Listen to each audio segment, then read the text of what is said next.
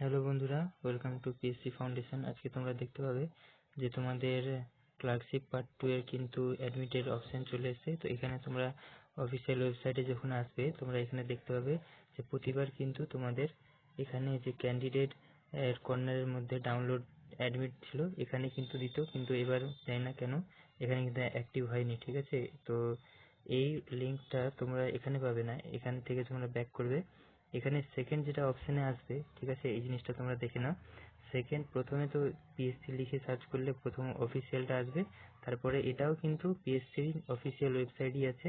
তো তোমরা এই সেকেন্ডটাতে আসবে। ঠিক আছে, এখানে আসলে এই ধরনের একটা ইন্টারফেস দেখতে পাবে এবং একটা অ্যাডমিট কার্ড বলে এখানে অপশন আছে, কিন্তু এখানে ক্লার্কশিপ বলে কোনো কিছু মেনশন নেই। তোমরা এখানে যে কোনো একটাতেই ক্লিক হেয়ার করলেই এখানে কিন্তু ক্লার্কশিপেরই, এই যে দেখতে পাচ্ছ ক্লার্কশিপ, এখানে নোটিফিকেশন নাম্বার, এখানে এই যে দেখতে পাচ্ছ সবকিছু স্টার্ট এন্ড কতদিন অবধি তুমি ডাউনলোড করতে পারবে এটা দিয়েছে। আর এখানে নোটিফিকেশন আর প্লাস এই সাইডে আসলে ডাউনলোড অ্যাডমিট কার্ডের অপশন পেয়ে যাবে।